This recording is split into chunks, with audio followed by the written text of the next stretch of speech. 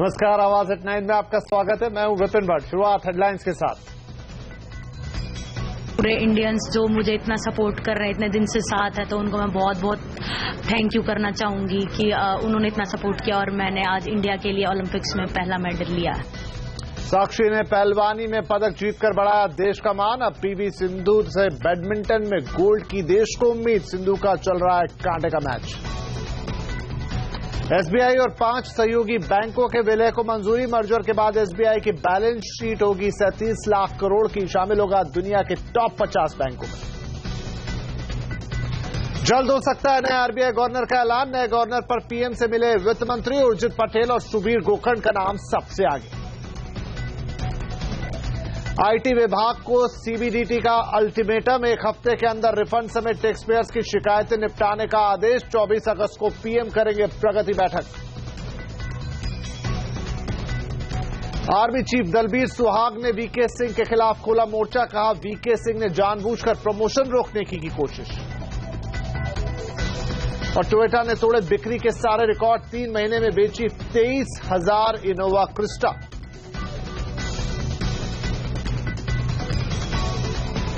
और सबसे पहले बात ब्राजील के रियो में चल रहे ओलंपिक खेलों की। इस वक्त सिंधु पर करोड़ों हिंदुस्तानियों की नजरें टिकी हुई हैं।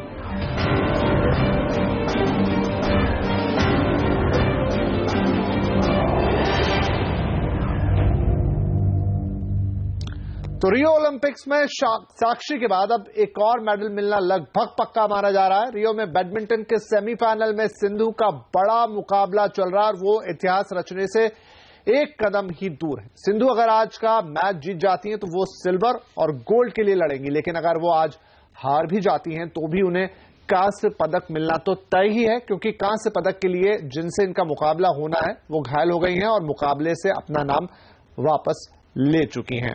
और अब हम आपको दिखा रहे 2 तस्वीरें। पहली तस्वीरें पीवी सिंधु के मुकाबले की। ये वो मुकाबला है जिस पर पूरे हिंदुस्तान की नजरें टिकी हुई हैं। और दूसरी तस्वीरें हैदराबाद की ही पीवी सिंधु के घर के बाहर की, जहां पर लोग मैच देखने के लिए जुटे हैं।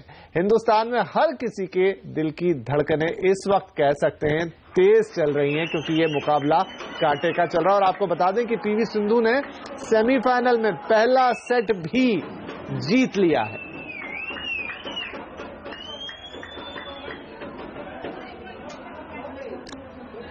पुसरला वेंकटा सिंधु यानी पीवी सिंधु के पिता पीवी रमना और मां पीवी विजया पूर्व वॉलीबॉल खिलाड़ी। 8 साल की उम्र से इन्होंने बैडमिंटन खेला। तो ये वो कुछ बातें। चलिए इस पर और बातचीत करने के साथ हमारे साथ स्टूडियो में मौजूद हैं हमारे एक्सपर्ट अयाज मेमन साहब। अयाज सर, पहला सेट पीवी सिंधु ने अपने नाम कर लिया। बॉडी लैंग्वेज बहुत अच्छी है, खेल बहुत परफेक्शन के साथ रही है। लगता है ये मैच निकाल ले जाएंगी। देखो, उम्मीद तो यही है। पहला मैच जीत लिया है और जिस तरह से इससे पहले जो क्वार्टर फाइनल भी खेला था, हायर रैंक प्लेयर जिसे उन्होंने हराया वो नंबर 2 रैंक थी, आज जो है नंबर 6 रैंक के प्लेयर से खेल रही है। तो उम्मीद तो पूरी यही है कि ये मैच जीतेगी और शायद गोल्ड के लिए कोशिश करेगी। राइट। पीवी के बारे में जो बात बहुत कही जाती है, और मैं देख भी रहा था बाहर उनके जो कोच बैठे हैं उनके चेहरे पे तनाव है, लेकिन सिंधु बहुत कामली खेल रही है। और ये मैंने पढ़ा भी 2-3 दिन में कि वो ऐसी प्लेयर है जो तनाव नहीं लेती। तो क्या एक पॉजिटिव पॉइंट है उनके लिए? बहुत जबरदस्त पॉजिटिव पॉइंट है, क्योंकि मैं कुछ उनसे वाकिफ हूं पिछले 2-3 साल से। तो उनका एक टेम्परामेंट जो है बहुत सही है, बड़ी ही कूल प्लेयर है। और अब जो ऐसे लग रहा है मुझे कि पिछले 2-3 साल में मैच्योर भी हो गई है, मेंटली स्ट्रांग हो गई है और फिजिकली भी मजबूत हो गई है।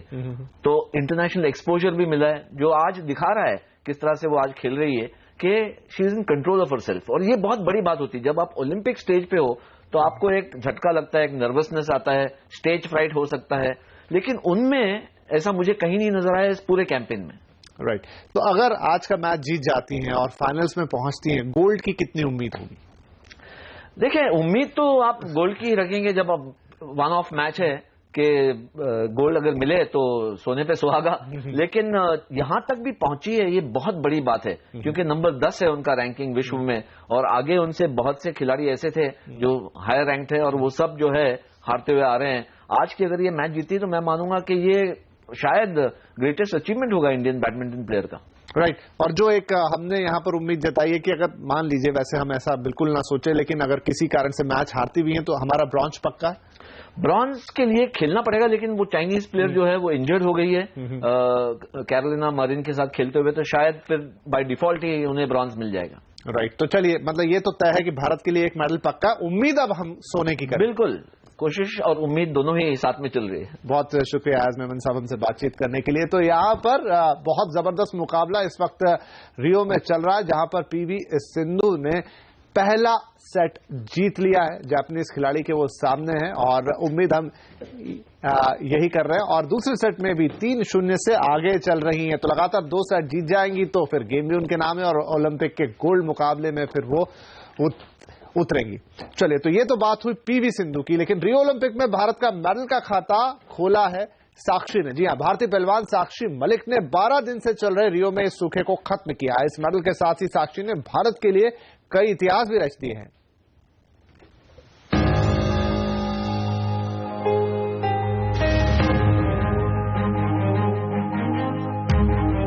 रियो ओलंपिक में भारत को मिला पहला पदक। साक्षी मलिक ने 58 किलो वर्ग में जीता ब्रॉन्ज मेडल। भारत के लिए पदक जीतने वाली पहली महिला पहलवान।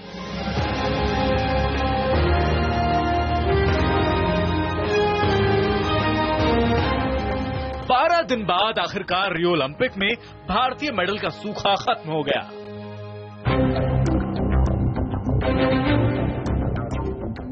साक्षी मलिक ने 1.25 अरब देशवासियों का सिर गर्व से ऊंचा कर दिया। न सिर्फ रियो ओलंपिक में बल्कि महिला कुश्ती में भी भारत का ये पहला मेडल है। साक्षी ने 58 किलोग्राम में पदक के लिए प्लेऑफ मुकाबले में किर्गिस्तान की पहलवान आयसी लुलू को 8-5 के अंतर से हराया। रेपचेज राउंड 2 में साक्षी ने मंगोलिया की पुरेवदोर्ज ओरखोन को 12-3 के अंतर से मात दी। मुझे 5-0 की लीड से मैं हार रही थी, लेकिन मुझे जब तक मुझे खुद ही विश्वास नहीं हुआ था कि क्यों नहीं, कहीं ना कहीं तेरा मेडल है तो तू लास्ट तक लड़, अगर लास्ट तक लड़ेगी तो तेरा मेडल 100% है। नेगेटिव फीलिंग एक बार भी नहीं आई कि मेडल नहीं है या लीड होगी या तू हार जाएगी। तो मैं लास्ट तक लड़ी और मेडल मेरे हाथ में है।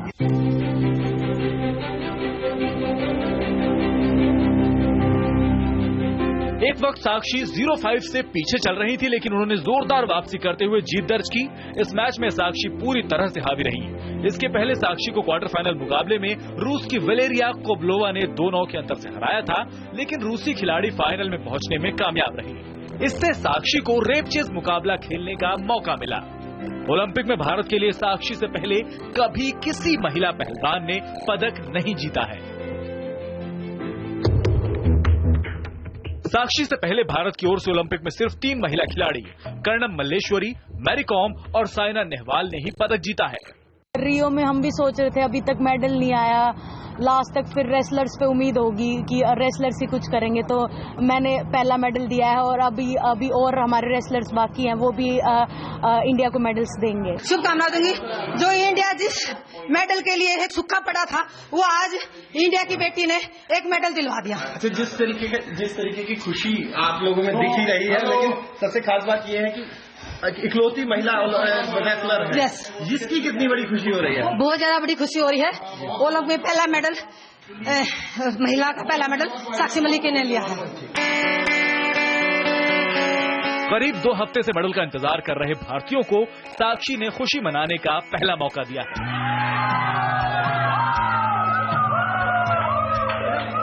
पूरे देश से इस मौके पर साक्षी के घर बधाइयों का तांता लगा हुआ है।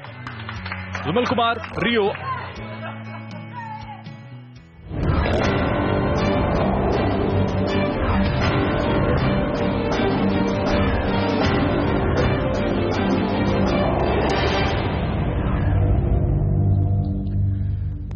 देश के पहले महाबैंक बनने का रास्ता साफ हो गया है। देश के सबसे बड़े बैंक एसबीआई ने 5 एसोसिएट बैंकों के साथ मर्जर को मंजूरी दे दी है। मर्जर के साथ ही एसबीआई का एसेट बेस बढ़कर 37 लाख करोड़ रुपए का हो गया है। यह आईसीआईसीआई बैंक से अब 5 गुना बड़ा है।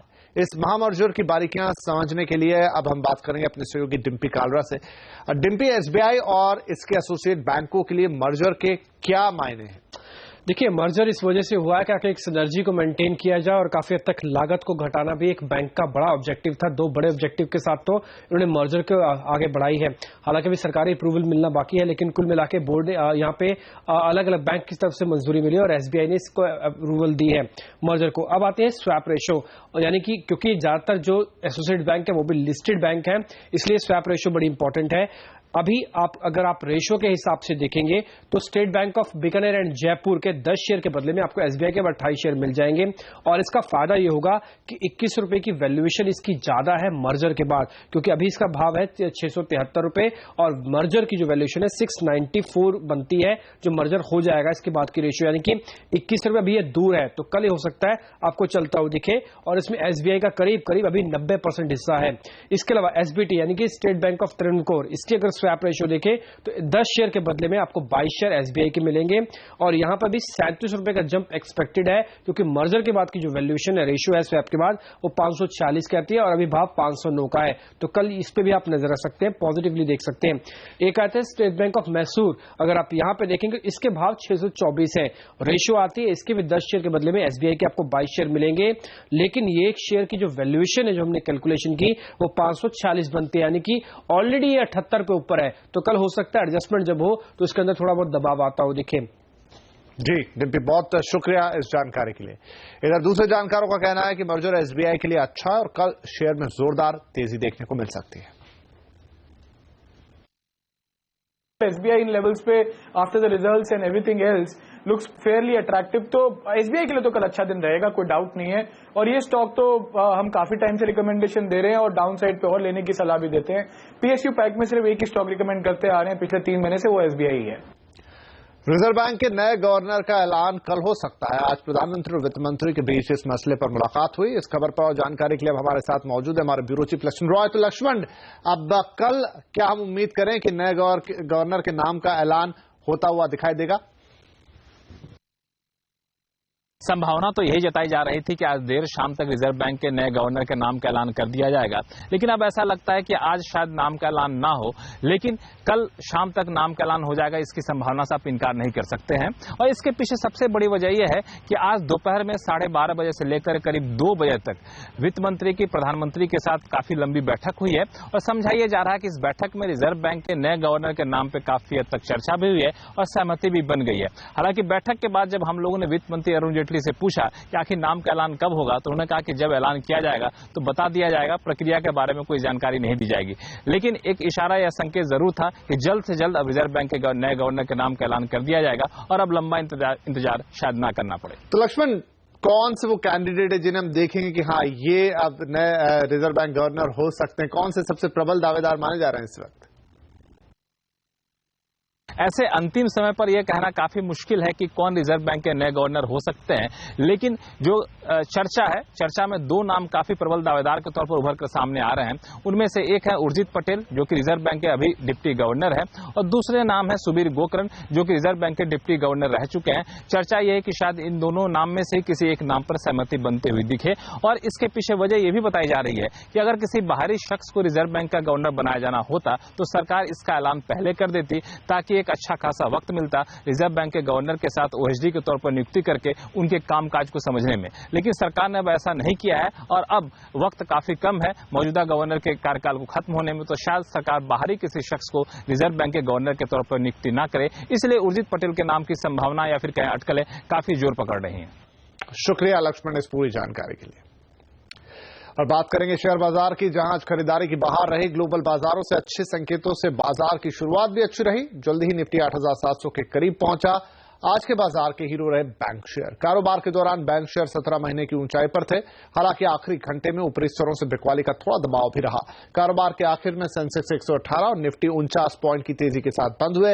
एनर्जी और सर्विस सेक्टर के शेयरों में भी आज अच्छी खरीदारी देखने को मिली। आरबीएल बैंक का इशू खुलने से पहले हिट होता दिख रहा है। इसका सबूत है ग्रे मार्केट में शेयर का प्रीमियम। सूत्रों के मुताबिक ग्रे मार्केट में शेयर को 20% का प्रीमियम मिल रहा है। कंपनी का 1214 करोड़ का आईपीओ कल खुलने वाला है, जिसका प्राइस बैंड 224 से 225 रुपए है। पिछले कुछ आईपीओs में शानदार लिस्टिंग गेन मिलने के कारण निवेशक आरबीएल बैंक के इश्यू को लेकर भी काफी उत्साहित हैं।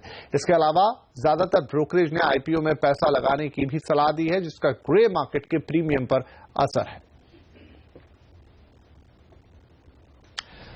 और क्या है स्टार्टअप्स का डर्टी गेम, देखिए इस ब्रेक के बाद।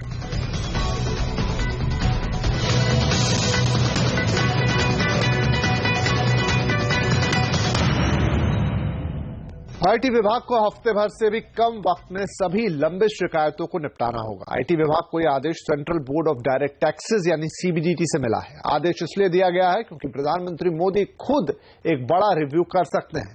इस वक्त देश के इनकम टैक्स विभाग के पास रिफंड और अन्य टैक्स मामलों की कुल 3700 शिकायतें लंबित है। इनमें से 1073 शिकायतें ऐसी हैं जो 60 दिन की समय सीमा को पार कर चुकी हैं और इन्हें अभी तक निपट जाना चाहिए था।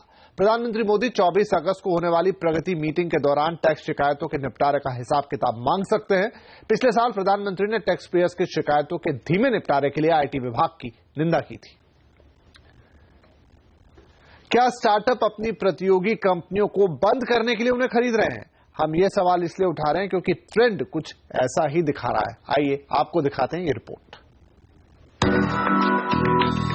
ओला ने 1.5 साल पहले टैक्सी फॉर श्योर को 1300 करोड़ रुपए में खरीदा। अब टैक्सी फॉर श्योर के ऑपरेशन बंद कर दिए। दूसरी कहानी देखिए, स्नैपडील ने exclusively.com को खरीदा और फिर इसके ऑपरेशन बंद कर दिए। पिछले 8 महीनों में ई कॉमर्स सेक्टर की कई कंपनियां बंद हुई है या खरीदी गई है। पेपरटैप, टाइनी आउल, ज़ोरूम्स, फैशनारा ऐसे कुछ नाम हैं। जानकारों के मुताबिक मर्जर्स और एक्विजिशन के बाद किसी ब्रांड को बंद करने के पीछे पेरेंट कंपनी का सबसे बड़ा मकसद होता है कंपटीशन को पूरी तरह से खत्म कर देना। जब भी कोई कंपनी किसी बिजनेस को खरीदती है उसमें 2 ही उनके मुद्दे रहते हैं। एक तो ये कि या तो कंपटीशन को खत्म किया जाए या फिर अपने को इनऑर्गेनिकली जो है अपना साइज बढ़ाया जाए, अपना स्केल बढ़ाया जाए कि हमारे पास 30% शेयर है, जिसको खरीद रहे हैं उसके पास 20 है, मिलके 50 हो जाएगा और हम सबसे पावरफुल प्लेयर मार्केट में बन जाएंगे। या ये होता है कि भाई हमारा जो 30% शेयर है, हम उसको अगर कंपटीशन ना होता तो हम खुद ही इसको बढ़ा के 50 पे ले जाते, तो इनको किसी भी दाम पे खरीद लें और उसको धीरे धीरे खत्म कर दें। अक्सर कंपनियां इस शटडाउन को विलय का नाम देती है, लेकिन सवाल ये उठता है अगर ये विलय है तो बंद होने वाले ब्रांड के कर्मचारियों को निकाला क्यों दिया जाता है? उदाहरण के तौर पर ओला ने टैक्सी फॉर श्योर को बंद करने के साथ ही इसके 700 कर्मचारियों को निकालने का फरमान सुनाया। ओला टैक्सी फॉर श्योर के लिए नो कैब्स दिखा रहा है और exclusively.com के कपड़े स्नैपडील पर बिक रहे हैं। दरअसल स्ट्रेस्ड मार्केट कंडीशंस की वजह से ई कॉमर्स कंपनियां करो या मरो का मैसेज साफ दे रही हैं। जानकारों की माने तो प्रतियोगिता को खत्म करने के लिए मर्जर का ये खेल पहले भी होता रहा है। 1993 में कोका कोला ने जब पार्ले से $6 करोड़ में थम्स अप को खरीदा था, तब थम्स अप की मार्केटिंग और डिस्ट्रीब्यूशन को काफी कम कर दिया गया था। यहाँ भी मकसद शायद वही था, ब्रांड को खत्म करना ताकि प्रतियोगिता कम हो। लेकिन इस करार में ये शर्त थी कि थम्स अप ब्रांड को बंद ना किया जाए। ऊपर से थम्स अप की डिमांड इतनी ज्यादा थी कि कोका कोला चाहकर भी ऐसा नहीं कर सकी। ईशा शर्मा, दिल्ली। थल सेना अध्यक्ष दलबीर सिंह और केंद्रीय मंत्री वीके सिंह आमने सामने आ गए हैं। दलबीर सिंह ने वीके सिंह पर आर्मी चीफ के तौर पर उनकी नियुक्ति में अड़ंगा लगाने का आरोप लगाया है। दलबीर सिंह ने सुप्रीम कोर्ट में दिए हलफनामे में कहा है कि सेनाध्यक्ष रहते हुए वीके सिंह ने उन्हें प्रमोशन देने से मना कर दिया था, साथ ही उन पर अनुशासनात्मक कार्रवाई की थी। हालांकि बाद में नए सेनाध्यक्ष विक्रम सिंह ने वीके सिंह के फैसले को पलट दिया था। कांग्रेस प्रवक्ता रणजीत सुरजेवाला ने भी इस बात को गंभीर बताते हुए प्रधानमंत्री से इसकी जांच कराने की मांग की है। देश के इतिहास में पहली बार एक सिटिंग आर्मी चीफ ने शपथ पत्र दायर करके भारत सरकार के एक मंत्री पर इस प्रकार के गंभीर इल्जाम लगाए हैं। अब तक तो हम उस षड्यंत्र के बारे में सुनते थे जो जनरल वीके सिंह ने अपने सबॉर्डिनेट अधिकारियों के बारे में कहा। अब सिटिंग आर्मी चीफ जनरल सुहाग ने जनरल वीके सिंह के षड्यंत्र के बारे में शपथ पत्र दिया है। भारत सरकार को इसका संज्ञान लेना चाहिए। अगर आर्मी चीफ की बात नहीं मानेंगे तो पूरी फोर्सेस का मोरल जो है वो डाउन होगा और इसीलिए प्रधानमंत्री को तुरंत संज्ञान लेकर इस मामले की छानबीन करके जनरल वीके सिंह पर कार्रवाई करनी चाहिए। कांग्रेस अध्यक्ष सोनिया गांधी को आज फिर से अस्पताल में भर्ती कराया गया है। बताया जा रहा है कि सोनिया गांधी को नियमित हेल्थ चेकअप के लिए अस्पताल में भर्ती कराया गया। आपको बता दें कि 3 अगस्त को वाराणसी में रोड शो के दौरान उनकी तबीयत खराब हो गई थी। उपचार के बाद 14 अगस्त को उन्हें अस्पताल से छुट्टी दे दी गई थी। मैगी ने नेस्ले को एक बार फिर नंबर 1 बना दिया है। भारत में मैगी विवाद के बाद हुए रिलॉन्च ने नेस्ले की किस्मत खोल दी। जून में कंपनी की बिक्री ने अच्छी रफ्तार पकड़ ली है। कंपनी ने आज 4 अरब स्विस फ्रैंक का शुद्ध मुनाफे का ऐलान किया है। आपको बता दें कि पिछले साल जून में फसाई ने मैगी को असुरक्षित बताते हुए बैन कर दिया था। बाद में कोर्ट की हरी झंडी मिलने के बाद मैगी को रिलॉन्च किया गया था। भारतीय बाजार में नया विदेशी ब्रांड म्यूजी, ये पहला जापानी रिटेलर है जिसने भारत में एंट्री की है। म्यूजी ने 2 हफ्ते पहले मुंबई में अपना पहला स्टोर खोला और अपने नए इनोवेटिव प्रोडक्ट्स की बदौलत कंपनी ने अभी से ग्राहकों का दिल जीतना भी शुरू कर दिया है।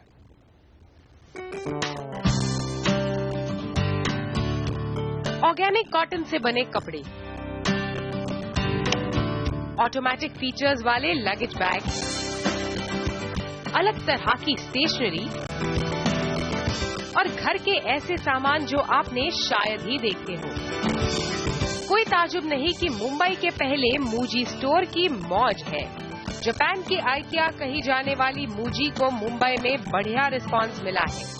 महज 2 हफ्ते पहले खुले इस स्टोर में उम्मीद से 5 गुना ज्यादा ग्राहक आए। ये पीपी बॉक्सेस है। और आपको इस वक्त की सबसे बड़ी खबर बता दें, भारत की पीवी सिंधु ने सेमीफाइनल जीत लिया है रियो ओलंपिक्स के अंदर बैडमिंटन का, और अब वो गोल्ड के लिए अपना फाइनल मुकाबला खेलेंगे। उन्होंने जापानीज खिलाड़ी को अभी दूसरे सेट में 10 के मुकाबले 21 पॉइंट से हरा दिया है और जोरदार तरीके से सेकंड सेट में अपनी जीत को दर्ज किया है। तो अब पीवी सिंधु जिन्हें की हम बात कर रहे थे कि ब्रॉन्ज मेडल उनका पक्का लग रहा है, क्योंकि जिनसे उन्हें खेलना होगा ब्रॉन्ज के लिए मुकाबला वो घायल हैं, लेकिन अब तो वो गोल्ड या सिल्वर के लिए मुकाबला खेलेंगे। और जिस तरह का फॉर्म आज उन्होंने दिखाया है, कोई खास बड़ी बात नहीं है कि वो गोल्ड की भी प्रबल दावेदार हो। विश्व नंबर 2 को हराने के बाद विश्व नंबर 6 को भी आज उन्होंने मात दी है। दुनिया के अपने रैंकिंग से ऊपर वाले 2 बेहतरीन खिलाड़ियों को उन्होंने अब तक के सफर में हरा दिया है और पहुंच गई हैं रियो ओलंपिक्स के महिला बैडमिंटन के फाइनल में।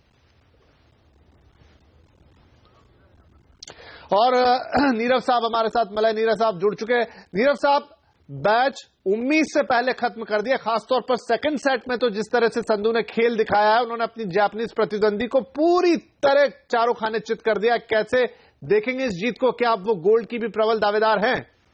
बेहतरीन, इससे अच्छे खेल की उम्मीद नहीं की जा सकती थी और गोल्ड की प्रबल दावेदार उन्हें दुनिया मानेगी, क्योंकि जिस प्रकार से उन्होंने ये मुकाबला जीता है और इससे पहले भी दुनिया की नंबर 1 खिलाड़ी रह चुकी खिलाड़ी को हराया और अब जिस तरह से जीता है। पहला गेम थोड़ी कश्मकश हुई, दूसरे में तो बिल्कुल डोमिनेट कर गई। अब एक समय ऐसा था जब वो 3-3 से बराबरी पर थी, फिर 4-3 स्कोर हो गया और उसके बाद जब एक छोटा सा ब्रेक लिया, ब्रेक के बाद हावी हो गई। लगातार वो जो किलर इंस्टिंक्ट होता है एक खिलाड़ी में, वो जो एक आक्रामकता होती है जिसमें सीधे उसको मछली की आंख दिखाई देती है, पदक दिखाई देता है, वो देखने में मिला पीवी सिंधु को। और इसीलिए उन्हें हम मानते थे कि वो ओलंपिक में पदक जीतने की बहुत प्रबल दावेदार है। जी नीरज साहब, बहुत शुक्रिया। तो बहुत अच्छी खबर यहाँ पर देश के लिए। आज साक्षी ने देश को पहला मेडल दिलवाया और अब पीवी सिंधु उस मुकाम पे पहुंच गई है जहां वो देश को पहला सिल्वर या पहला गोल्ड मेडल जरूर दिलवा देंगी।